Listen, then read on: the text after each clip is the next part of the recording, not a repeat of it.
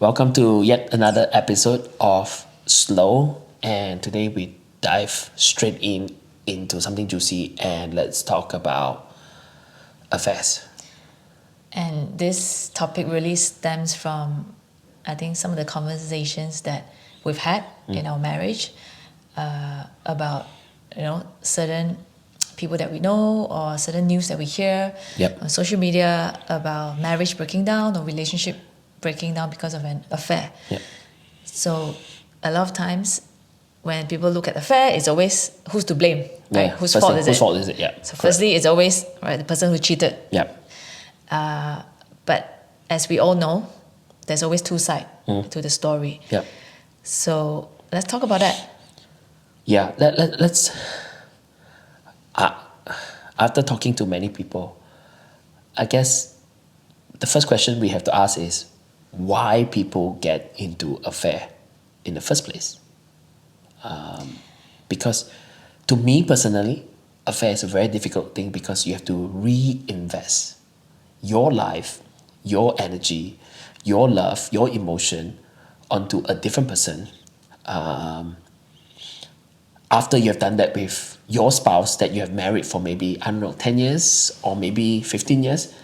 So to me, it is a huge step out. It's a huge investment to go and love somebody again.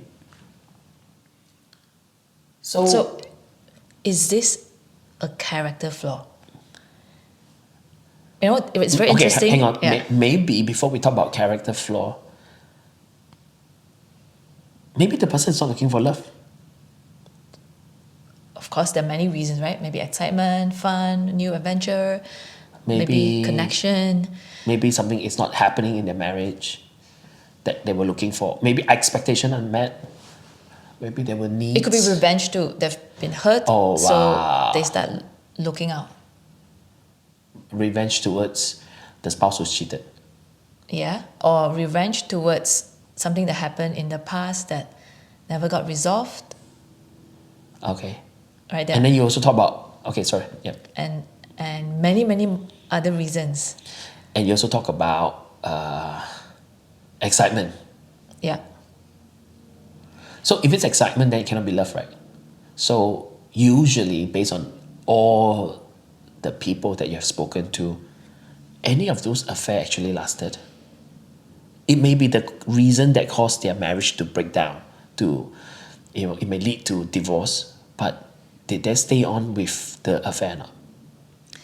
interestingly, I had this conversation with somebody earlier this morning when I woke up for an early call. So going through a marriage breakdown, and I suddenly thought about this story. You know, growing up, like we come from a small town, right?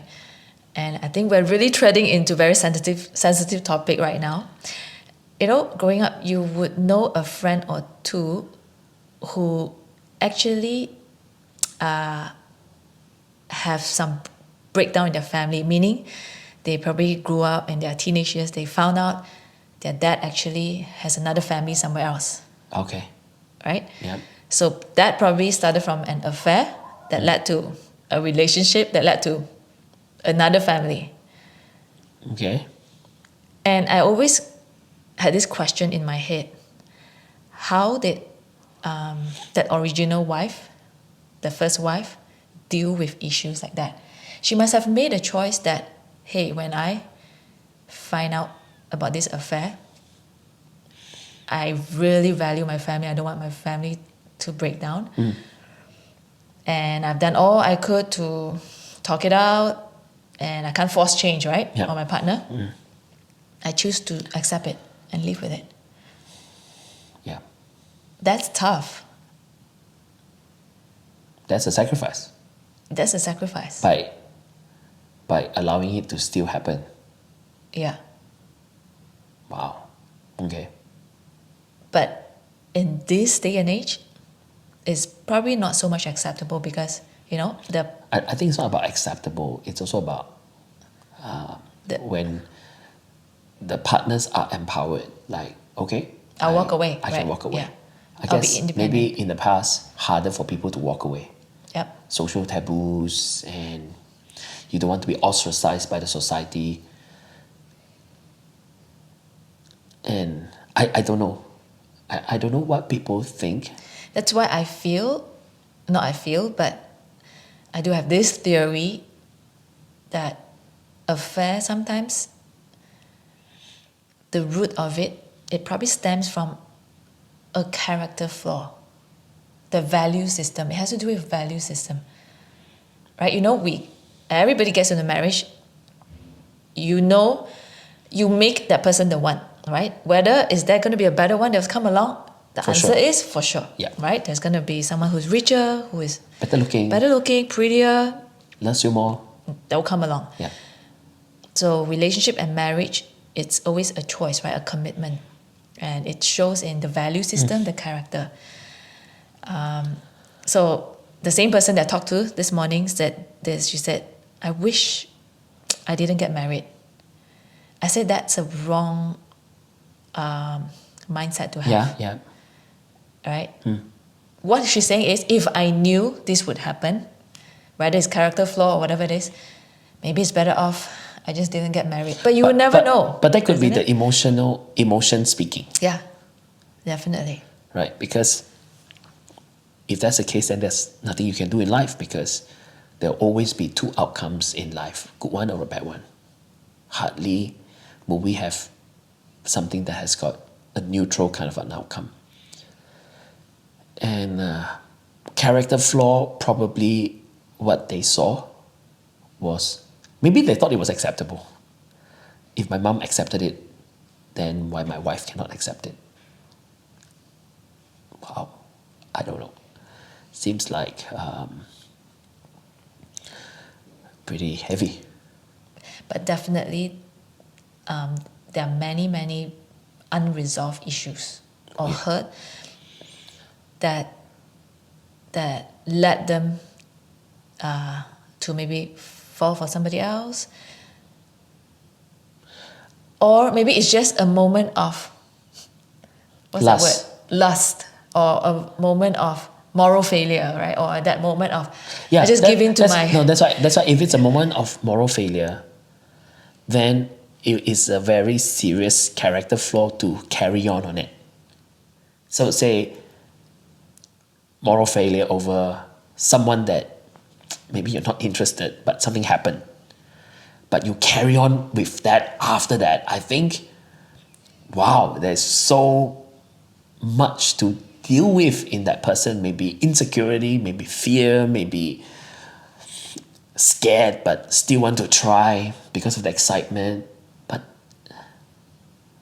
yeah, and of course, to whether it is the man or the woman, to look out, definitely something is not working out within their marriage. Maybe needs not met, maybe, but I think sometimes we are attracted to the beginning of that relationship. The beginning of a relationship is always romantic and emotional and experiential and wow, so many things. But if you stay on longer in a relationship, then those excitement turns into commitment, turns into real work, turns into dealing with differences, turns into coping with changes. Back to square one. Yep. Maybe we are addicted to the first moment experience. So we keep looking for that adrenaline of that, wow, I'm falling in love again. Perhaps it is not the falling in love, it's the staying in love that ought to be worked on. So let's just maybe end with 3 major elements. Of course, there's more. The list, we can go on and on, but 3 major elements are really important in fortifying a marriage and keeping it affair-proof. Wow, okay. Right? The first one Would be? I would say creating new experiences and fun moments Yep. together. constantly, Yeah. even when work has piled up, even when kids are young, you're lugging a family or whatever it is, it's to not underestimate the power of creating new experience that would invigorate, the senses, Yep. the conversations, the renew the mindset. Right? There's so many benefits that come out from it, but that's always the first thing that people give up because no time, Yeah. Life gets no busy. space, too tired. Yeah. We have kids, so what can we do? Yeah, fun is a big part. And fun is a serious business in any relationship, whether it's even at work. Yeah. It can get boring and stale. Yeah. Yeah, that's a okay, cool. Number 2. Your turn. Oh, my turn? Yeah. 2. Affair-proof a marriage is to discipline yourself to choose to talk to your spouse no matter what you're going through is tough or very, very difficult. I think when someone just choose to talk to somebody else, you are reinvesting your commitment, your energy, your focus onto another person. I don't mean just a man talking to a woman.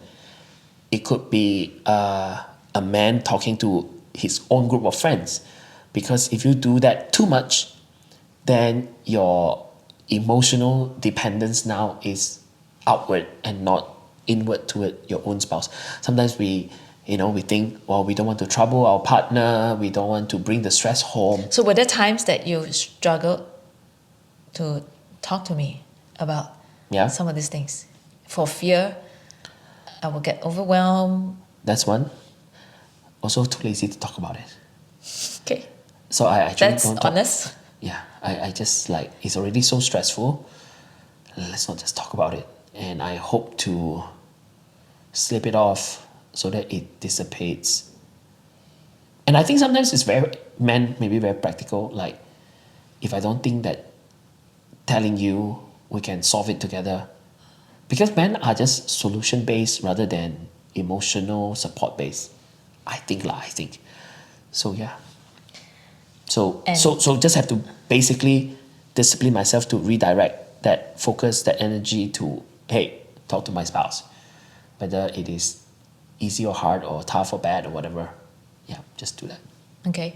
And on the receiving end, for us sometimes when you don't tell us certain things, we know it, we can feel it, right? That's where we go on this anxious mode or naggy mode, trying to find out, and that's where it makes things worse.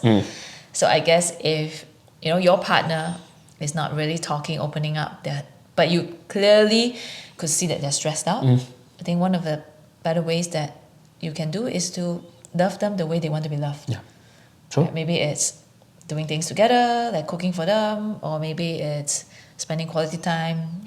Just being there. Watch a movie. Yeah, or just a hug, hold their hand. I think you said it very well. It's just love the spouse who is stressed the way they want to be loved, rather than the way you love, because that means a lot. Okay, 2 things. The last one is growing yourself, I would think. Because if I become an uninteresting and boring person, that for the last 10 years I've been talking about the same old thing, I've not grown, I have the same mindset. Wow. I think our marriage will die. Yeah. Because to a point we won't talk. I think friendship will die too. Friendship will die because we won't talk anymore, because what else is there to talk? And we keep complaining about the same old stuff, like the laundry not done, the house not clean, the kids' homework not passed up. I think life is really more than that. Wow. And it's something that we really learned along the way. Those years that I think we were so stuck in our problems that we stopped growing ourselves were the ones that we had the poorest communication. Yeah. Right? And the last couple of years, all we did was just pushing ourselves to learn new things. Like, I've been learning stuff about marketing, about social media postings, about doing reels, sometimes laughing at myself. And when I could enjoy being with myself, growing and learning, and laughing at my silly mistakes, I think I become a more light-hearted person. Yeah. Right? Then it's easier for us to build this friendship. Yeah, that's true. That's good. So number 1 is fun. Fun. Number 2 is discipline yourself and invest that energy back to your spouse. And number 3, grow yourself. Yep. 3 things to work on. So this is my new show. Am I growing? I don't know whether you can see it on the camera.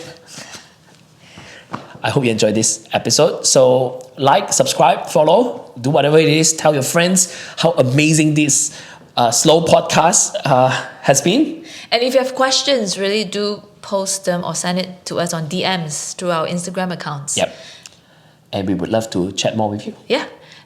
I think our Instagram account details are somewhere in the channel. But Yep. if it's not, please follow at Esther Ku and at Catholic 7. We'll see you. Bye.